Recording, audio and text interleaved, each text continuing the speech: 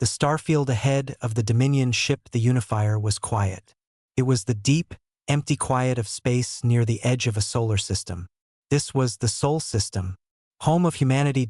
On the command deck, Ambassador Kale watched the main screen. His skin was a pale gray, and his large, dark eyes reflected the light of a distant sun. He felt a calm satisfaction. This was a simple mission, a final formality. The humans had been part of the Galactic Dominion's cultural and economic network for 30 years. They were friendly. They were eager. Now they were ready to become a full member. His ship carried the official invitation. Next to him stood a human woman named Sue. She was the Terran liaison officer. She wore a simple gray uniform of the Earth Diplomatic Corps. Her face was peaceful as she looked at the blue dot of Earth on the screen. "All systems are ready for the standard approach, Ambassador," said a soft voice from the comms panel. "We are broadcasting our peaceful intent and identification codes." "Proceed," said Kale. His voice was a low hum. He expected to see the welcoming flotilla. Every species did this. A show of respect.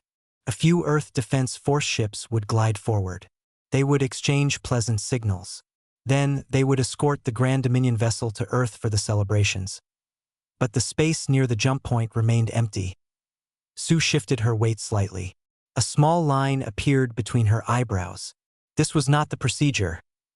"Run the IDEN codes again," Kale said, his calmness thinning. "Running, sir. They are being received." There is just no response. Minutes passed. The only sound was the quiet hum of the ship's engines. The blue dot grew slowly larger.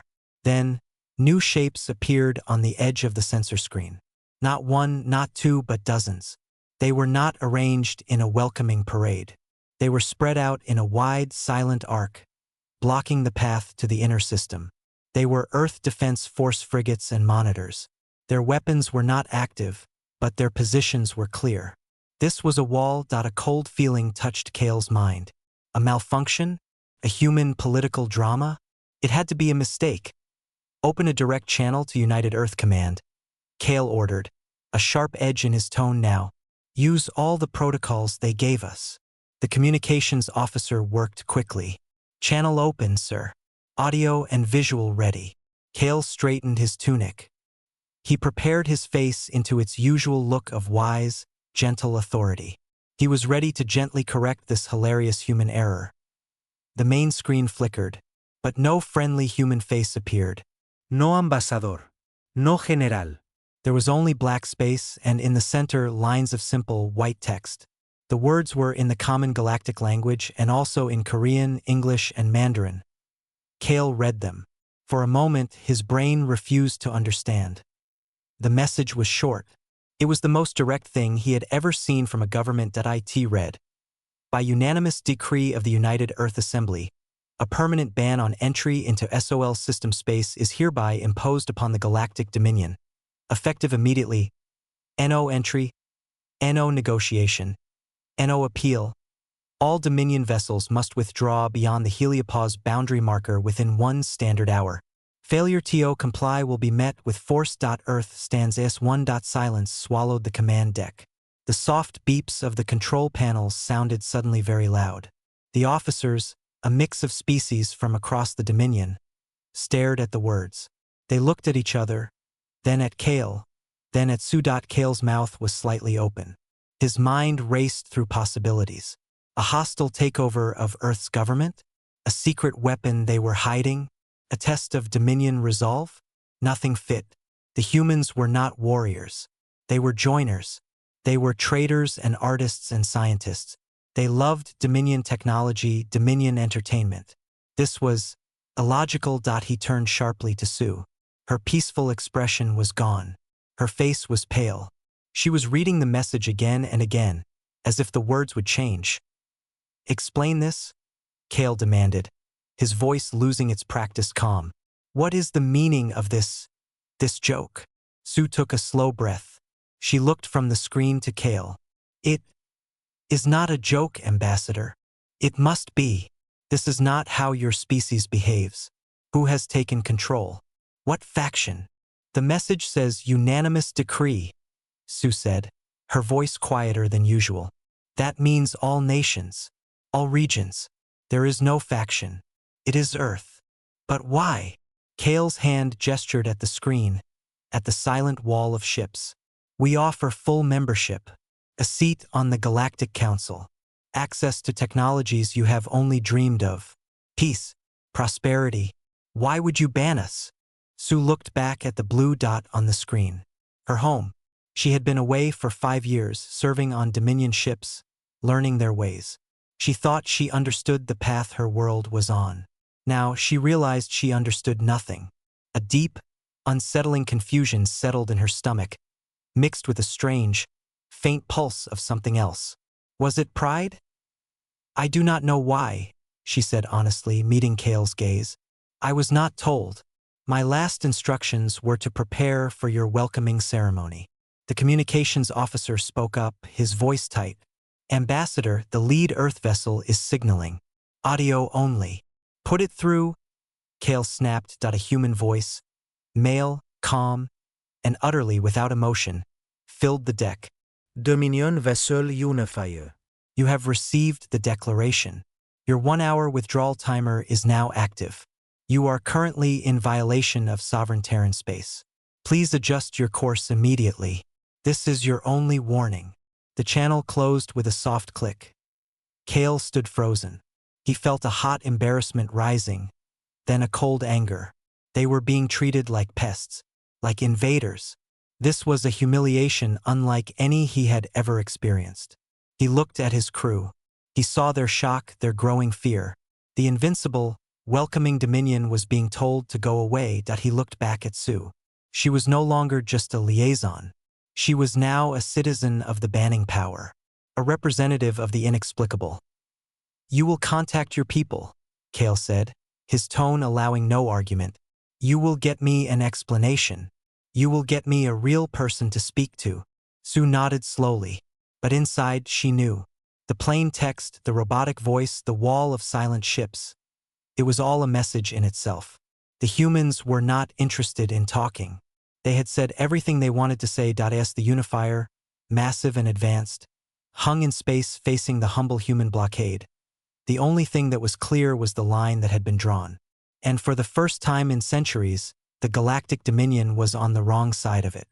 The air in the small monitoring station was cool and still. It smelled of old paper and electronic equipment.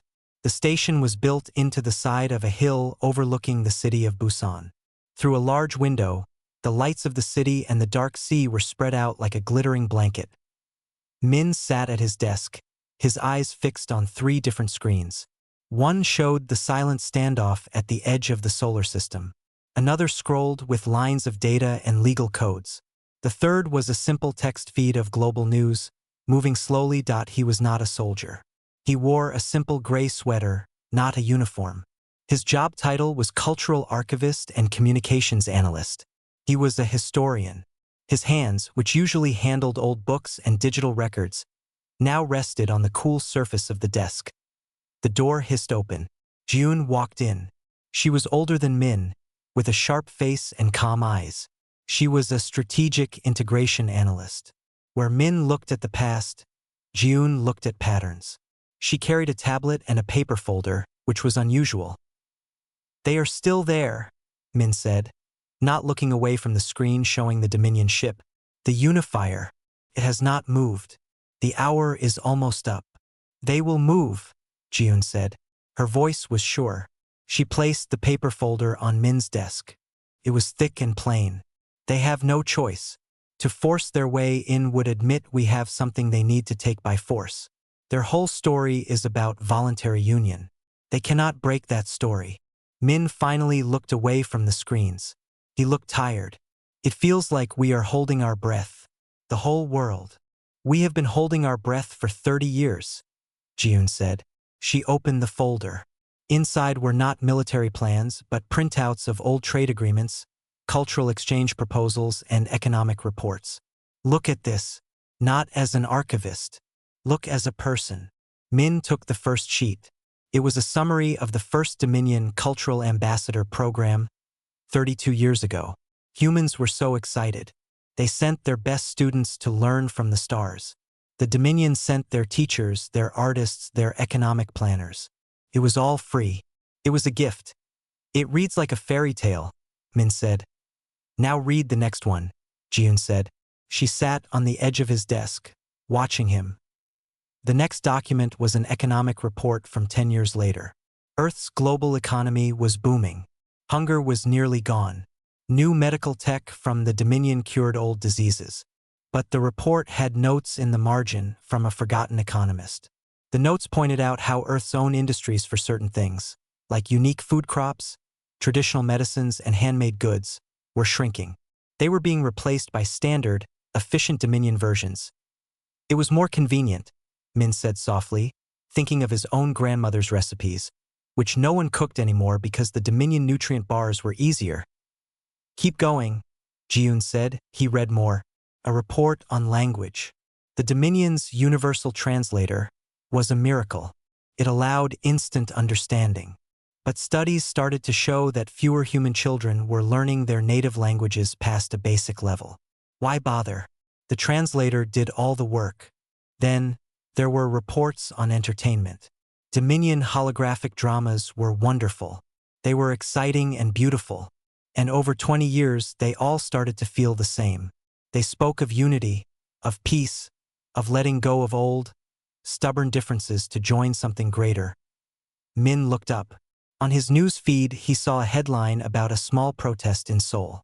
It was not against the Dominion. It was a group of people who wanted to save an old neighborhood from being replaced by a new, efficient housing unit designed with Dominion help. The unit would be perfect. It would also look exactly like units on 10 other planets. He felt a chill that was not from the cool air. They weren't attacking us, he said, understanding dawning. They were helping us disappear. June nodded. She pointed to the last item in the folder. It was not a report. It was a single photograph. It showed a street in a city maybe from the Middle East or South America. It was crowded and colorful. A stall sold bright spices. Another sold handmade pots. In the middle of the street stood a large, smooth, gray kiosk. It was a Dominion information and health terminal. People were using it. But in the photo, their faces were blank, focused on the screen. The vibrant life of the street seemed to flow around the gray kiosk like water around a stone. The vote for the ban was not sudden, Jiyun said. It was slow. It was a farmer in France who realized no one wanted his special grapes anymore because the Dominion synthetic wine was cheaper. It was a poet in Nigeria who could not find a publisher for work in her language. It was a musician in Jeju who saw the children preferred the same galactic pop music as children on the other side of the world. She took a deep breath. It was a feeling, a quiet, growing feeling in millions of people all at once. The feeling that the price for the stars was our reflection in the water. We were becoming ghosts in our own home. On the main screen, a soft alarm chimed. Min and Jiyun looked. The massive shape of the Dominion ship, the Unifier, was turning. Slowly, with a kind of stiff dignity, it was moving back the way it came. The wall of Earth ships held their line. They did not cheer. They did not move. The ship crossed the invisible boundary marker and jumped into faster-than-light travel. It was gone. The silence on the command channel was absolute. The threat was over. But Min felt no victory. He felt a deep, heavy responsibility. He looked at the paper folder, at the story of a quiet, 30-year-long goodbye. They will be back, Min said. They will want to know why. They will think it is a trick or a weapon. I know, Jiyun said. She looked out the window at the lights of Busan, at the specific, messy, beautiful human life happening there. So we must remember why. Not with weapons, but with memory. You are a historian, Min. Your job just became the most important job on Earth. You must help us remember who we are, so we never forget again why we said no. Min looked back at his screens. The crisis was over, but the real work was just beginning. He closed the folder of slow erosion and placed his hand on it. He finally understood. The ban was not an act of fear. It was an act of remembrance. And he was one of its keepers. The mood on the Dominion ship, the Unifier, was cold and heavy. The command deck was quiet, but it was not a peaceful quiet. It was the quiet of anger and confusion. The bright starfield on the main screen looked like a mockery. Ambassador Kale stood in the center of the room. His gray skin seemed paler. The human text of the ban still seemed to float in the air in front of him. No entry. No negotiation. No appeal. The words were a slap. They made no sense. Every species the Dominion had ever met wanted something. Safety, technology, wealth, status. Humanity had been given a path to all of it, and they had built a wall. Report, Kale said, his voice tight. His science officer, a being with delicate, long fingers, answered. The Terran fleet remains at the boundary. No aggressive maneuvers. Their power signatures are low. They are just watching. Just watching, Kale repeated. He turned slowly, looking at his crew. A species with the military power of a minor trade guild has just exiled the Galactic Dominion. And they are just watching. He slammed a hand down on a console, a rare show of raw feeling. This is a strategy. It must be. They are hiding something. A weapon. An alliance with a rival power. Something that makes them feel safe enough to do this. He began to pace. We were gentle with them. We gave them everything. And this is their answer? A door closed in our face. He stopped and looked at the chair where the human liaison, Sue, usually sat. It was empty. She had been escorted to her quarters. She was now a problem, not a helper. Then, Kale's large eyes focused on a young officer at the communication station. A human officer. His name was Tay. He was born on Earth but had joined the Dominion service 8 years ago. He was smart and loyal.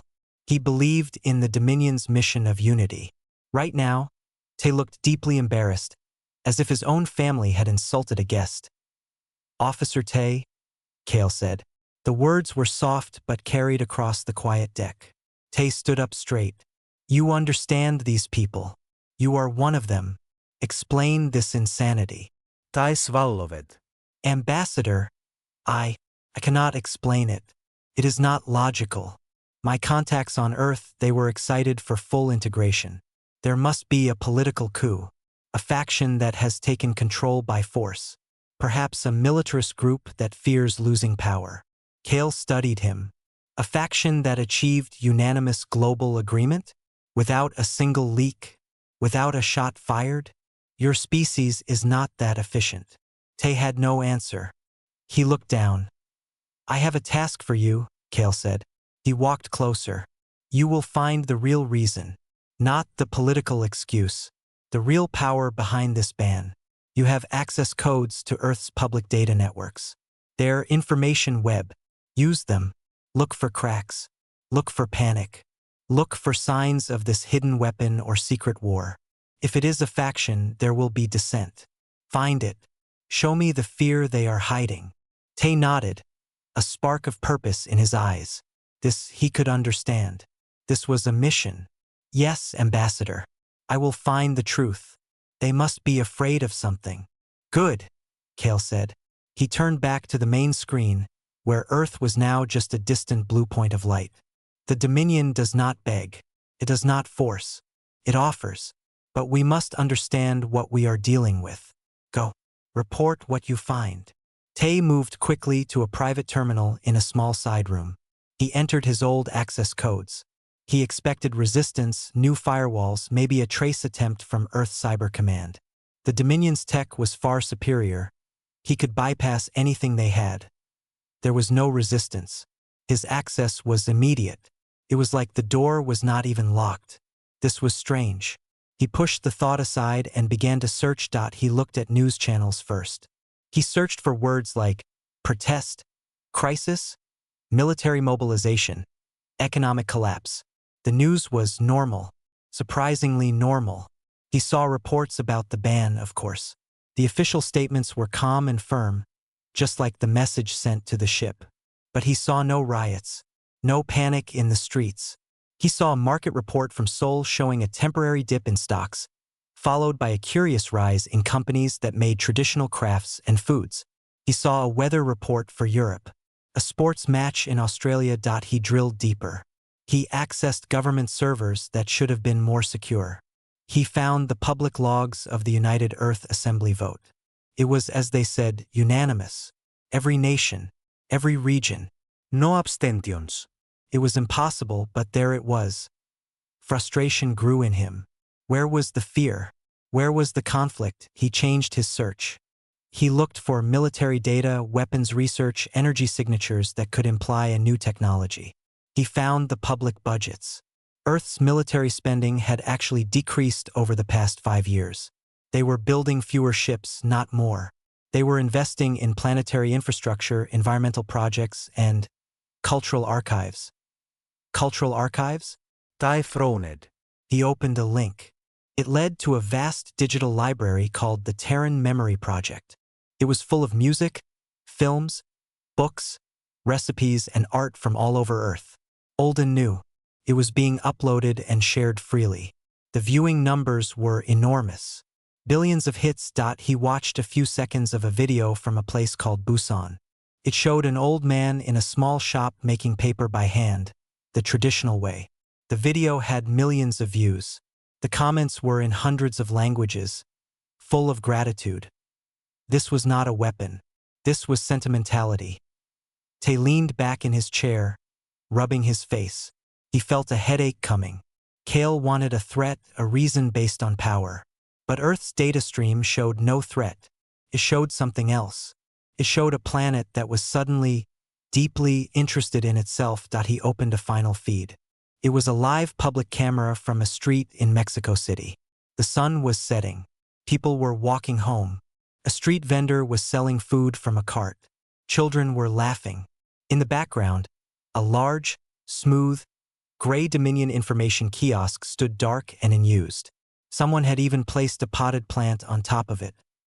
Tae stared at the image. The silence in his small room was complete. He had expected to find an Earth gripped by fear or controlled by tyrants. Instead, he found an Earth that was quietly, and with utter unity, doing something he did not understand at all. They were not looking up at the stars in fear. They were looking at each other. They were looking home. And for the first time since he had left Earth, Officer Tae felt a confusing, hollow feeling in his chest. It was the feeling of being on the outside of a door that he did not even know had been closed. He had to report to Kale. But what could he say? That the weapon was a library? That the threat was a memory? He took a deep breath and began to prepare his report, knowing it would explain nothing, and would only make the confusion on the command deck deeper. The door to Sue's quarters slid open with a soft sigh. She was packing a small bag, placing a few personal items inside. There was not much. A data chip with family photos. A smooth stone from a beach in Jeju. A simple silver pin from her graduation. She moved calmly, but her mind was a storm. Officer Tae stood in the doorway, watching her. He had just come from the command deck. Ambassador Kale had not been happy with his report. The news of cultural archives and street cameras had been met with cold silence, then dismissed as irrelevant.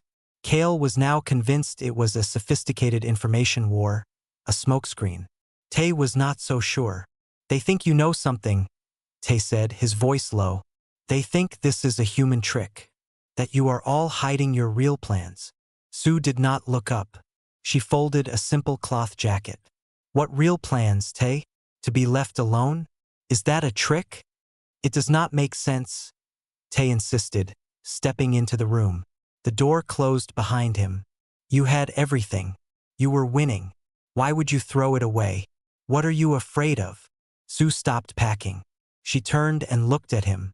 She saw a younger man, smart and earnest, who had believed the Dominion's promise so completely he had given his service to it. He looked lost. We are not afraid of you, Tae, she said. Her voice was gentle but firm. We are afraid of forgetting. Forgetting what? Tae asked, spreading his hands. Va? Disease? Poverty? The Dominion helps species forget those things. That is the point.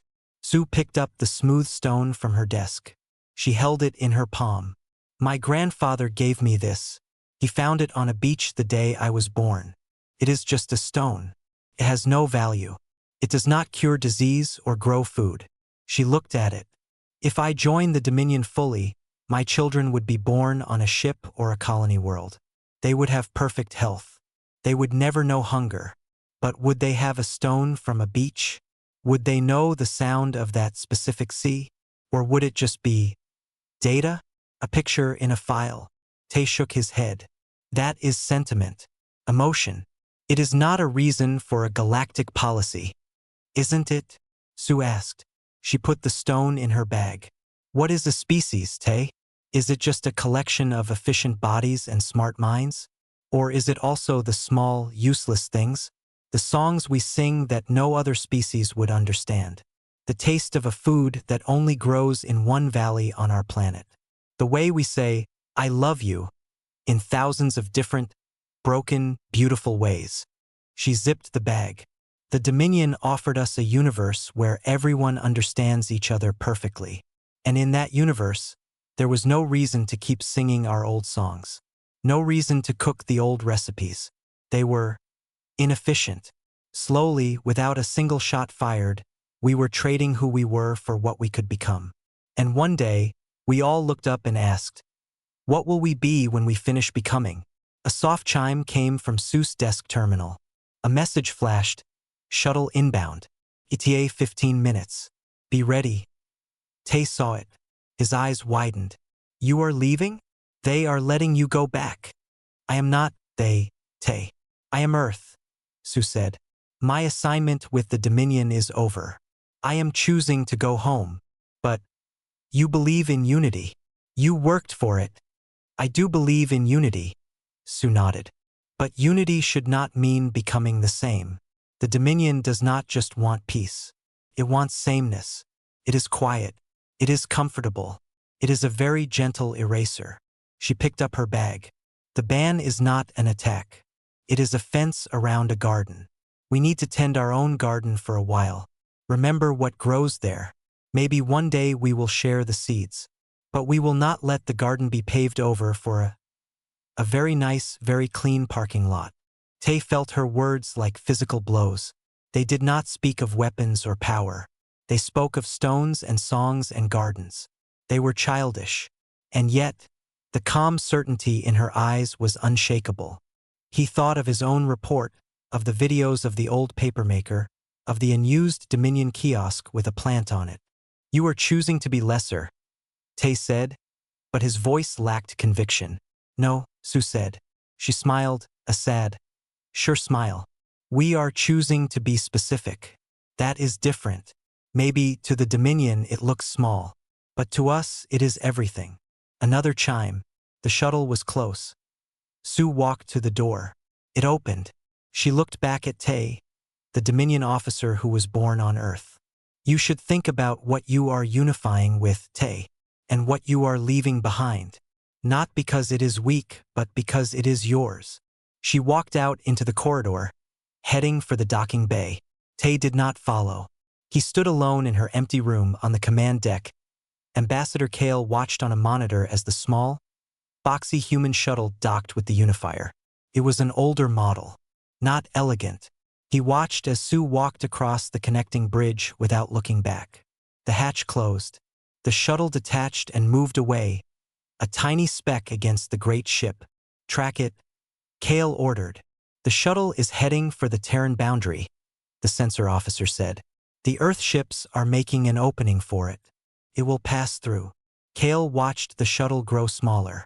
It slipped through the line of Earth ships and disappeared toward the blue planet. He had thought the ban was a wall to keep them out.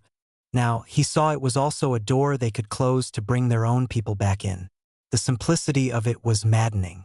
The unity of it was terrifying. He had come to offer them the future. And they had sent a diplomat back to the past, carrying a stone in her pocket. For the first time, a small, cold doubt touched Ambassador Kale's mind. It was not about weapons or war. It was about something he did not know how to fight. What if a species did not want the future you offered? What if they preferred their own, smaller, quieter version of now? He turned away from the screen. Set a course for Dominion Central, he said, his voice flat. We must report. The words tasted like defeat, though no battle had been fought. The Unifier, a ship of vast power and knowledge, turned and began its long journey home, leaving behind a closed door and a question it could not answer. The journey back to Dominion Central took 3 weeks. For Ambassador Kale, it felt like 100 years. The shame of the rejection burned inside him, a cold fire. He spent his days in his private quarters, reviewing every piece of data, every interaction with humanity over the past 30 years. He searched for the moment it all went wrong. He found nothing. Only smiles, gratitude, and cooperation. It was a perfect record of a successful integration. Until it wasn't. Officer Tay avoided him. The young man moved through the ship like a ghost, his usual confidence gone. He spent his off hours in the ship's library, not studying Dominion law or technology, but pulling up Earth's public networks. He watched the videos of the papermaker in Busan. He listened to music he had not heard since he was a boy. He read poems in languages he had almost forgotten. He felt like a man who had been thirsty for years and only now had found a cup of water. The doubt that had touched Kale had grown into a full, quiet obsession for Tay. Zeus' words echoed in his mind. We are choosing to be specific. The Unifier finally arrived at Dominion Central, a magnificent station that orbited a calm, blue gas giant. The station was a jewel of technology and harmony, home to 100 different species, all living and working under the Dominion's guiding principles. Its smooth, graceful lines made the blocky human shuttle look like a crude toy. Kale prepared his report. He dressed in his finest robes. He practiced his explanations. He would frame it as a temporary setback, a strange human cultural sickness, a psychosis of isolation. It would require study, and perhaps a gentle, firm correction in time. He was summoned before the High Council. The chamber was vast and silent. The council members, representatives of the Dominion's oldest and wisest species, sat in a wide circle. Their faces were impossible to read. Ambassador Kale, the lead counselor, said, its voice a soft chime. Your report on the Sol system. Kale stood tall. He gave his presentation. He spoke of the sudden, inexplicable ban. He showed the blunt text message. He displayed the images of the human blockade. He stressed its military weakness.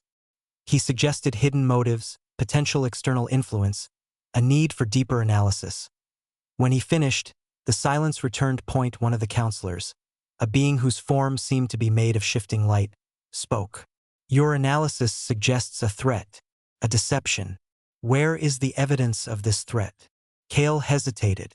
The evidence, honored counselor, is in the act itself.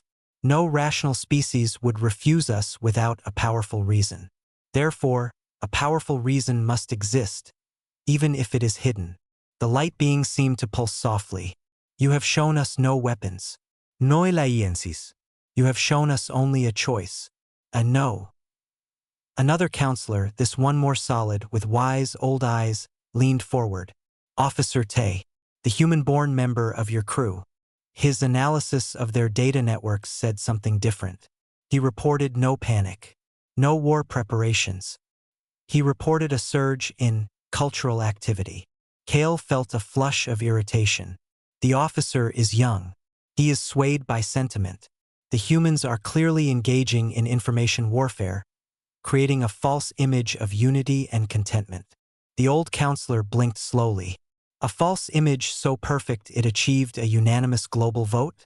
Our own historical records show that is nearly impossible to fake, even for us. The counselor tapped a console. I have reviewed the same feeds Officer Tay did. I saw a cooking program from a place called Thailand.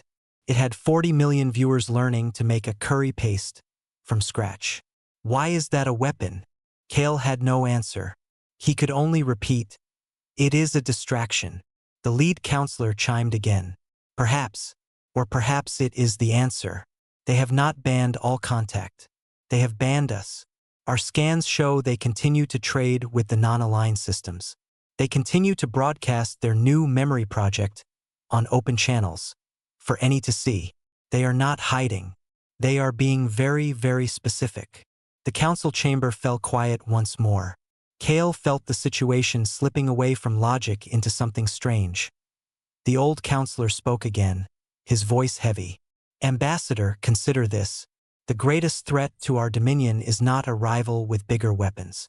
It is an idea. The idea that there is another way to be. A way that does not lead to us. If a young, divided, emotional species like humanity can look at paradise and say, "No, thank you," then what does that say about our paradise? Kale stared. You cannot mean, you are not suggesting their choice has merit? I am suggesting we do not understand it, the old one corrected. And what we do not understand, we cannot control. To force them would prove their point, that we are not about choice but about conquest. It would shake the faith of every species in our union. The cost of opening that door by force is higher than the cost of letting it stay closed. The lead counselor made a final, soft sound. The human ban will stand. We will not approach. We will not threaten. We will observe. This Terran memory project. We will study it. Not as a weapon but as a symptom. A new kind of societal virus. One of self-love. The meeting was over. Kale was dismissed. He walked out of the chamber into the bright, orderly corridor of the station. The decision felt like a defeat. They were going to do nothing.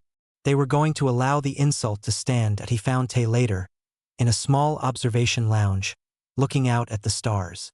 The council has decided, Kale said, his voice tired. We will not challenge the ban. Tai nodded slowly. He did not seem surprised. All my life, Tay said quietly, still looking out the window. I believed that to be more, you had to join something bigger. I thought my human feelings were a weakness to be overcome. He finally turned to Kale. What if we were wrong? What if being specific, being small and particular is not a weakness? What if it is a strength we never learned to measure? Kale had no wisdom to offer.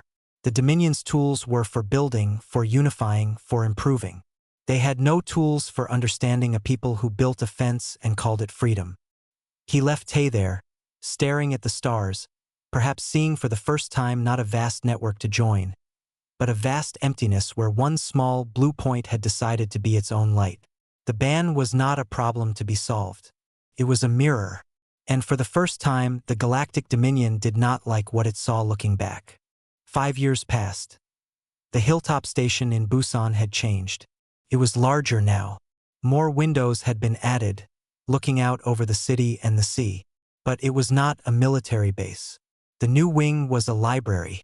The quiet hum was not from weapons, but from servers and climate control for old books. Min sat at a new desk. It was less cluttered. He was older, a few gray hairs at his temples. He was no longer just an archivist. He was now a director of the Sentinel Institute. The name sounded grand, but the work was simple. Remember? And shared on his main screen was a star map. A soft, pulsing line marked the boundary around the Sol system. Beyond it, in the dark, was a symbol representing the Dominion. It had not moved in 5 years. There had been no incursions, no threats. Just a vast, respectful silence. June walked in, carrying 2 cups of tea. She placed one on Min's desk. The latest transmission from the Cygnus Reach is coming in, she said. They are asking for more of the Ocean Sound archives. They find them peaceful. Min smiled, taking the tea. Send them the files from the Baltic Sea and the Coral Triangle. Very different moods. This was their work now. Earth was not silent. It was broadcasting loudly and freely on all open channels. Not propaganda. Not threats. They broadcasted the sound of rain in a forest. They shared the recipe for a slow-cooked stew from Morocco. They transmitted the steps to a traditional dance from Tonga and the complicated rules of a board game from Korea. They sent poetry, untranslated, with readings by the poets themselves. The Terran Memory Project had become a beacon. And other species, especially those not part of the Dominion, were listening. They started asking questions. Not about weapons or politics, but about the feelings behind the things. Why does that food matter? What does that song mean to you? Earth was answering, not as a single government, but as millions of voices talking about home. Jiun looked at the star map. Do you think they are watching? She asked, nodding toward the Dominion symbol. Always, Min said. They are analysts. They must be studying our broadcasts like a puzzle. And what do you think they see? Min sipped his tea. At first, they saw a weapon.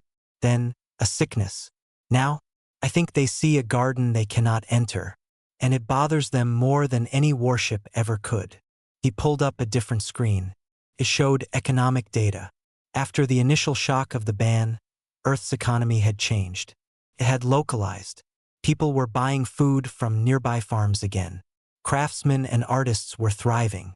The industries that had boomed were not the ones making starship parts, but the ones making ceramics, textiles, music, and software for storytelling. They were not rich by Dominion standards, but they were busy. They were interested. The Dominion offered us a future of endless growth, Jiyun said. We chose a future of endless depth instead. A soft alert chimed on Min's console. It was a priority message, flagged from the diplomatic office. He opened it. His eyebrows went up. It's about Officer Tay, he said. The human who was on the Unifier.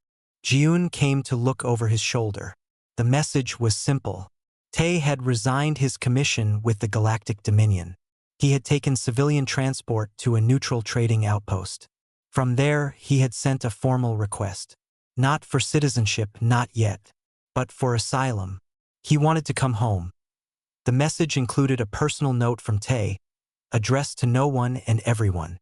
I have spent 5 years studying the transmissions from Earth. It read, I have listened to the rain and the poems. I have remembered the taste of food I had forgotten. I served the Dominion because I believed in a united galaxy. But unity should not feel like emptiness. I finally understand the ban. It was not a wall to keep something out. It was a shore to keep something in. I am asking permission to come back to the shore. Min leaned back in his chair. The request was not a surprise, in a way. They had received a few like it from other humans scattered in Dominion space. But Tay was a special case. He had been on the ship that was turned away. What do you think? Jiyun asked. I think, Min said slowly, that the ban is doing exactly what it was meant to do. It is not pushing the Dominion away. It is defining what we are. And in defining it, we are offering a choice. A real one. Not the Dominion's choice of join or be left behind. Our choice is different. It's remember who you are, and then decide. Tay is deciding. He typed a response to the diplomatic office. Recommend approval. Follow standard quarantine and debrief protocols. Welcome him. He sent it. The action felt significant. Bigger than one man. On the star map, the boundary line glowed softly. It was not a barrier to travel. It was a statement, a line drawn around an idea. The idea was simple. Here we are ourselves. The Dominion, with all its power, could not cross that line. Not because it was strong, but because crossing it would break the thing they wanted. They wanted to add humanity to their collection. But humanity had said, we are not a thing to be collected. We are a story to be told, and we will tell it ourselves. Min looked at the busy, vibrant data streams flowing out from Earth, the music, the images, the words. This was their presence in the galaxy now. Not a fleet, but a voice. A specific, stubborn, beautiful voice. The silence of the Dominion was their greatest tribute. They had no answer to a people whose weapon was their own identity, and whose shield was the simple, profound courage to say no to paradise. Earth was not the most powerful species in the galaxy, but it was, once again, the most human. And for now, that was more than enough. 10 years had turned the Sentinel Institute into a place of quiet, constant activity. It no longer felt like a station. It felt like a living part of the Busan hillside, with gardens where native plants grew and paths where people walked and talked. Min's office was filled with light from the large window. On his desk, next to a simple terminal, sat a small, smooth stone from Jeju. It was a gift from Sue, who now worked with the Returned Citizens program. The stone was a reminder. There was a knock on the door. A young woman entered. Her name was Hannah, and she was an intern from a newly contacted species, the Velen. They were a gentle people curious about the galaxy. They had heard Earth's broadcasts and asked for an exchange. They were not interested in the Dominion. They were interested in the idea of home. Director Min, Hannah said. Her voice had a soft, musical quality. The delegation is ready for the tour. But one of the students has a question. He is confused. Min stood up, smiling. Confusion is a good place to start. Let's go. He walked with Hannah through the bright corridors of the institute. They passed rooms where archivists worked with old film reels. Others where musicians collaborated with engineers to preserve the sound of nearly forgotten instruments. It was not a fortress. It was a workshop for memory. The Velen delegation stood in the main hall, their large, luminous eyes taking everything in. They were small, slender beings, draped in soft cloth. The student who was confused, a young Velen named Elrin, stepped forward. Director Min, Elrin said, his tone polite but puzzled. Thank you for having us. Your institute is impressive. But I do not understand its purpose. What part confuses you? Min asked. You were offered the stars, Elrin said. The Dominion offers peace and unity. You had it. Then you gave it back. You built this. He gestured around the hall. You collect old things. You teach others about your past. But what did you gain? You are alone behind your boundary. The galaxy moves forward. You are looking backward. It seems like a loss. The other Velen nodded subtly. It was a fair question. It was the question everyone had asked 10 years ago. Min did not answer right away. He led them to the large window at the end of the hall. Below, the city of Busan stretched out to the sea. It was a busy, messy, beautiful human city. The noise of life drifted up faintly. He pointed to a busy street market, a patch of color and movement. Do you see that market? Min asked. Yes, said Elrin. If you walked down there, you would smell 100 different foods. You would hear 3 different languages in 1 minute. You would see clothing from 5 different cultures on one street. It is not efficient. It is not unified. It is specific. It is ours. He turned to the young Velen. You ask what we gained. We did not gain an object. We gained a condition, the condition of being ourselves. The Dominion's peace is like a quiet room. Very calm, very safe. But in that room you can only whisper and only about the things the room allows. We chose to go back outside, where the wind is loud and the weather changes, where we can shout our own songs, even if they are off-key. Elrin blinked his large eyes. But you are cut off. Are we? Min asked. He walked to a terminal on the wall and touched the screen. A real-time galactic feed appeared. It showed hundreds of transmission lines like a map of stars connected by threads. Many threads converged on Earth. We trade with 17 non-aligned systems. We have cultural exchanges with 23 species, including yours. We share our stories, our art, our old things, as you say. The only thing we are cut off from is the demand to become something else. The demand to stop being this. He pointed out the window again. He let that sit for a moment. The ban was not about being alone. It was about having the right to choose our company. And to choose what we offer that company. We offer our specific, messy human experience. Not a perfect, universal one. Just then, June joined them. She had a data pad in her hand. She gave Min a small nod, then smiled at the guests.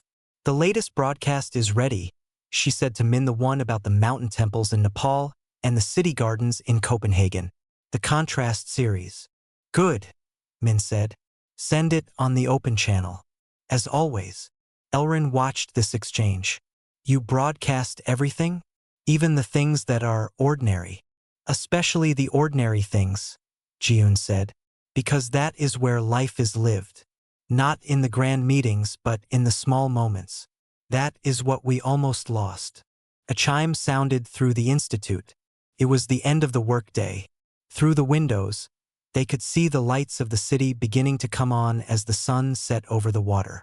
The first lights were not the bright, uniform ones of tall towers, but the warm, uneven glow from windows, from streets, from the boats in the harbor.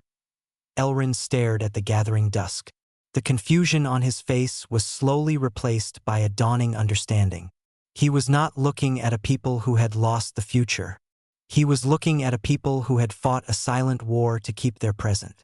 And won. I think, Elrin said slowly. I would like to visit the market tomorrow. Min nodded. I will arrange a guide. Later, after the Velen delegation had left, Min and June stood together by the window. The first stars were appearing in the darkening sky. Do you think he understood? June asked. He is starting to, Min said. It is not an idea you hear. It is an idea you feel. You have to see the mess to appreciate it. On the terminal screen, the galactic map still glowed. The Dominion's territory was a vast, unified blob of light on the other side of the galaxy. The Sol system was a small, steady point. From it, countless thin threads of data spread outwards, connecting to other points of light. It looked less like a blockade, and more like a heart, quietly pumping out its own rhythm into the body of the galaxy. The band still stood. The boundary was still there.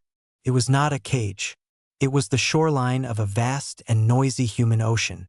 And for the first time in a long time, they knew exactly which way the tide was flowing. It was not flowing out to dissolve into a greater sea. It was flowing in, bringing with it all the strange and wonderful flotsam of being alive, and piling it up on their own unique shore. They were home, and they were completely and entirely themselves.